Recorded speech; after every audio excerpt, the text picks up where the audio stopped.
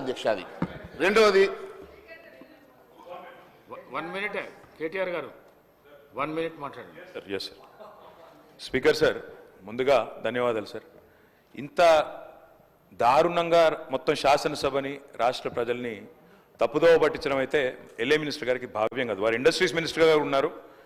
ఇక్కడ క్లియర్గా ఉంది సార్, వాళ్ళు ఇచ్చిన జీవోని మేము చెప్తుంది కాదు, చాలా క్రిస్టల్ క్లియర్గా GOMS నెంబర్ 54 సార్. ఇందులో ఏం రాసినారో ఒకసారి నేను చదువుతాను సార్. ఏం రాసినారంటే, రంగారెడ్డి జిల్లా alienation of the government land to an extent of 400 acres in survey number 25 at Kancha Gachibowli village, Serlingampalli, in favor of TGISC for the purpose of development of IT etc. at the cost of market value of 75 crores per acre, handing over advance position. 75 కోట్ల చొప్పున 400 ఎకరాలు దారాదత్తం చేస్తున్నాము అని చెప్తే 75 కోట్లకి ఇస్తే అది అమ్మినట్టు కాదా సార్? నెంబర్ 1. రెండోది, బట్టి విక్రమార్క గారేమో మేము అసలు ఒక్క గజం భూమి అమ్మలేదన్నారు. 400 ఎకరాల భూమి అమ్మినట్టుగా ఇప్పుడే హరీష్ రావు గారు చాలా స్పష్టంగా ఈ జీవో ద్వారానే అమ్మారు అని స్పష్టంగా మీరే చెప్తా ఉన్నారు. మూడో మాట అధ్యక్ష, మూడో మాట, ఇప్పుడు మంత్రి గారు ఎంత దారుణంగా మాట్లాడుతున్నారంటే, గతంలో అధ్యక్ష అమ్ముకొని ల్యాండ్స్ అమ్ముకొని వాటి ద్వారా వచ్చే ఆదాయానికి మళ్ళీ ఇంకా పైకి వెళ్ళి కమిషన్లు, ఎవరికి మర్చెంట్ బ్యాంకర్కి 3% కమిషన్ ఇచ్చే కార్యక్రమం కూడా, దాన్ని కూడా మళ్ళీ ఏదో గొప్ప పని చేస్తున్నట్టుగా ఉత్తరప్రదేశ్లో చేస్తున్నారు. ఉత్తరప్రదేశ్ తప్పు చేస్తే మీరు చేస్తారా? ఉత్తరప్రదేశ్ వాళ్ళు తప్పుడు పనులు చేస్తే మీరు తప్పుడు పనులు చేస్తారా? నేనేమంటున్నా సార్, ఒకటే ఒక్క మాట, మీరు తర్వాత చెప్పండి మహేష్ అన్న, మీతో ఒకటే ప్రార్థన సార్, దయచేసి ఇవాళ ఇప్పుడే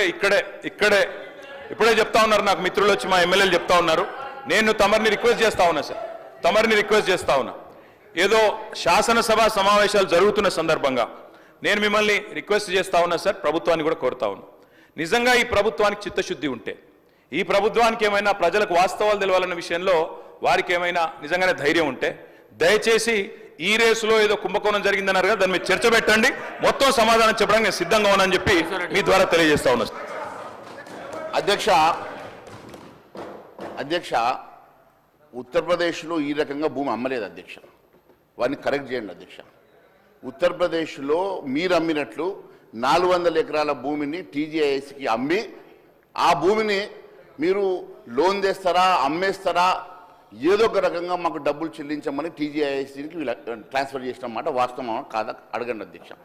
వేరే రాష్ట్రాన్ని వీళ్ళు ఉదాహరణ తీసుకున్నప్పుడు చాలా స్పష్టంగా తెలుసుకోవాలి అధ్యక్ష, అక్కడ ఇలాంటి ట్రాన్సాక్షన్ జరగలేదు, ఇలాంటి ల్యాండ్స్ అమ్మలేదు అధ్యక్ష.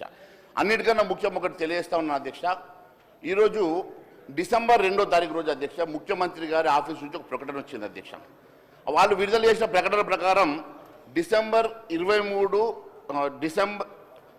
2024 రోజు ముఖ్యమంత్రి గారి ఆఫీస్ నుంచి ప్రకటన వచ్చింది అధ్యక్ష. డిసెంబర్ 23 నుంచి 24 నవంబర్ నెలాఖరు వరకు రాష్ట్ర ప్రభుత్వం తీసుకున్న అప్పు కేవలం 52,118 కోట్లు అని చెప్పింది అధ్యక్ష. మరోవైపు